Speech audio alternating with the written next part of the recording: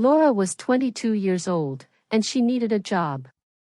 Not just any job, but a good one, something stable, something that could change her life.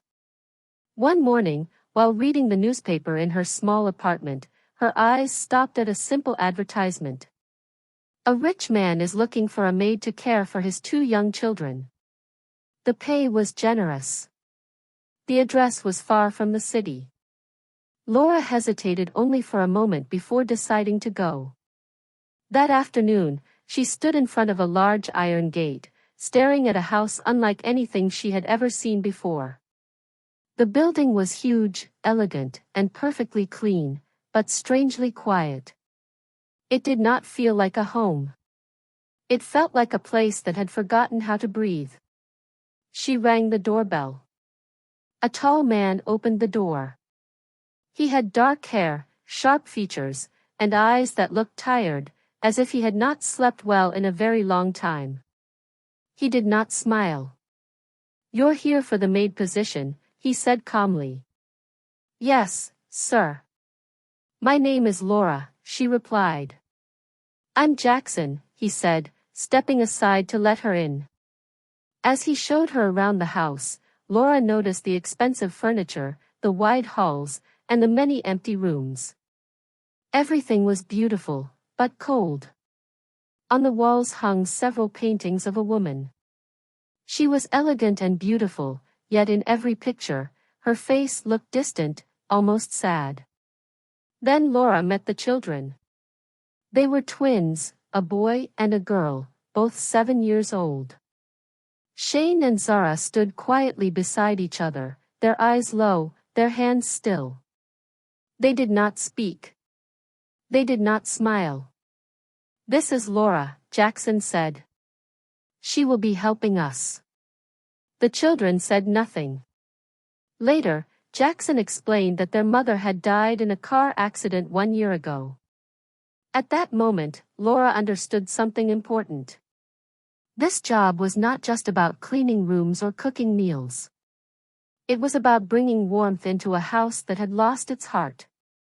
And without fully knowing why, Laura chose to stay. Laura moved into a small room at the end of a long hallway. It was simple, clean, and quiet, just like the rest of the house. Every morning, she woke up early to begin her work. She cleaned the wide rooms, cooked meals that were often left untouched, and washed dishes that no one talked over. The house was always silent. Shane and Zara followed her around during the day, but they rarely spoke. When Laura asked them questions, they answered with short words or gentle nods. They never argued. They never laughed. Their sadness was quiet, deep, and heavy, far too heavy for children so young. Laura tried everything she could think of. She read them stories in the evenings. She played simple games with them. She drew pictures and invited them to join her. At first, they only watched. But slowly, very slowly, something began to change. One afternoon, Laura placed crayons and paper on the table and began drawing without saying a word. Shane sat beside her. Zara stood close, watching carefully. After a long moment, Zara picked up a crayon. They did not speak, but they stayed. That evening, something unexpected happened. Shane suddenly laughed. It was a small sound, soft and quick, as if he were surprised by it himself. Zara smiled and laughed too. Laura looked at them, her heart full. She did not notice Jackson at first. He was standing quietly in the doorway, watching the scene unfold. His face looked different, less tired, less empty. For the first time in a long while, he felt something warm return to his chest. "They haven't laughed like that in a very long time," he said softly. Laura turned toward him, surprised. This was the first personal thing he had ever said to her. In that moment, the silence of the house cracked, just a little. And through that small crack, light began to enter. The change in the house did not go unnoticed. One Tuesday afternoon, a black car stopped in front of the gate. Laura was in the living room with Shane and Zara when the doorbell rang. Jackson answered it himself. A woman stepped inside. She was tall, elegant, and confident. Her clothes were expensive, her posture straight, her eyes sharp and observant. She looked around the room as if judging everything, and everyone. "I'm Caitlin," she said. "Amelia's sister." Laura felt a tightness in her chest. Amelia was the children's mother. Jackson's late wife. From the first moment, Caitlin made Laura uncomfortable. She watched her closely, her eyes following every movement. When Laura laughed softly with the children, Caitlin frowned. When she played games with them, Caitlin shook her head. "They need discipline," Caitlin said coldly one evening. "Not games." Later that day, Laura was alone in the kitchen, washing dishes, when Caitlin entered and closed the door behind her. "You think you can just walk into this house and take my sister's place?" Caitlin asked, her voice sharp with anger. Laura turned quickly. "No. I would never, I'm just the maid."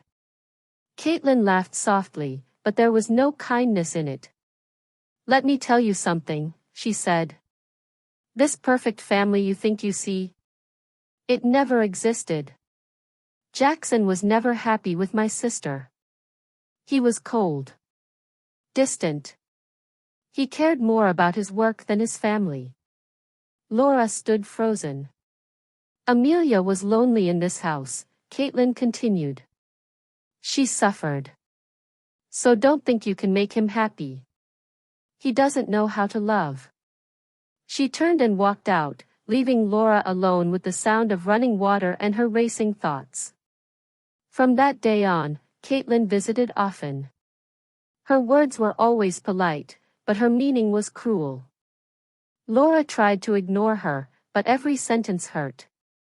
One afternoon, Caitlin spoke openly in front of everyone. "The children need a real mother, Jackson," she said. "Not a girl who plays games." Laura felt her face burn. She wished the floor would open beneath her. Then Jackson spoke. "Laura is very good to my children," he said calmly. "She makes them happy. And that is enough." Laura looked at him in shock. In that moment, she realized something had changed. Jackson was no longer just her employer. And she was no longer just the maid. But with that change came fear. Because the past had not finished speaking yet. That evening, the house felt heavier than usual. Laura avoided the living room and went upstairs early. Caitlin's words echoed in her mind again and again. "He doesn't know how to love. You don't belong here." She sat on the edge of her bed, staring at her hands, wondering if coming to this house had been a mistake. A soft knock broke the silence. It was Jackson. He stood in the doorway, his face tense, his eyes full of concern. "Laura," he said quietly. "May I come in?" She nodded. Jackson sat across from her, leaving a small space between them. For a moment, neither of them spoke. "I should have said something earlier," he finally began. "I shouldn't have let Caitlin speak to you like that." Laura's voice shook. "Maybe she's right. This was Amelia's home. I was only meant to work here. Nothing more." Jackson shook his head slowly. "My marriage wasn't what people thought it was," he said. "Amelia and I were both lonely. When she died, everything stopped for me. I lived, but I wasn't alive." Laura looked up at him. "Then you came," he continued. "You brought warmth into this house. You brought laughter back to my children. You brought color into a life that had turned gray." Her heart pounded. The kiss, Jackson said softly, wasn't a mistake. My mistake was being afraid to admit what I feel. Tears filled Laura's eyes. I'm just the maid, she whispered. No, Jackson replied firmly. You're the woman who healed my family. He took her hand gently. Laura, I'm falling in love with you. For a moment, everything felt right. Then the sound of footsteps echoed in the hallway. Caitlin appeared at the door, her face hard with anger. She looked from Jackson to Laura, then laughed bitterly. So this is how it ends, she said. My sister is gone, and you replace her. Laura pulled her hand away. I can't do this, she said, standing up. I'm sorry. She turned and ran from the room, her decision made through tears and fear. Because sometimes, loving someone also means believing you don't deserve them. Laura packed her things that night with trembling hands. Every sound in the hallway felt too loud. Every memory felt too heavy. She told herself she was doing the right thing.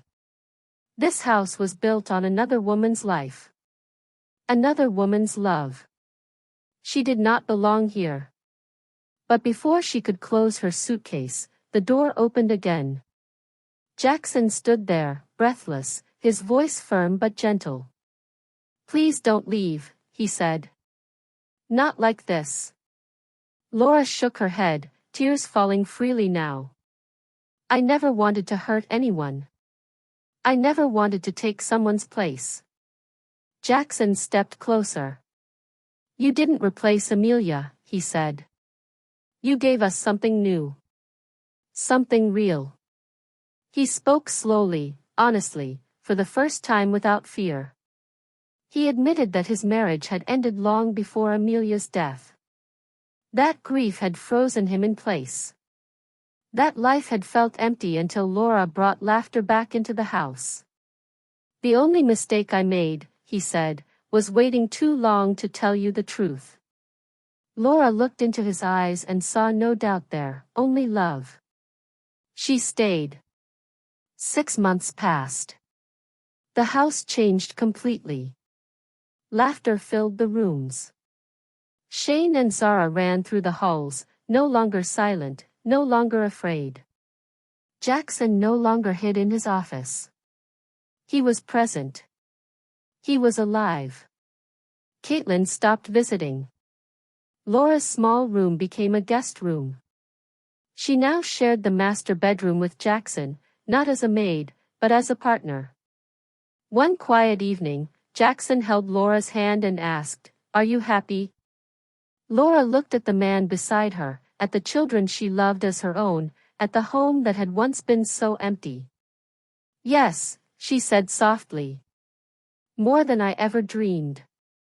She had arrived as a maid looking for a job. She stayed, and found a family. Sometimes, love grows in the most unexpected places. And sometimes, kindness is all it takes to heal the saddest hearts.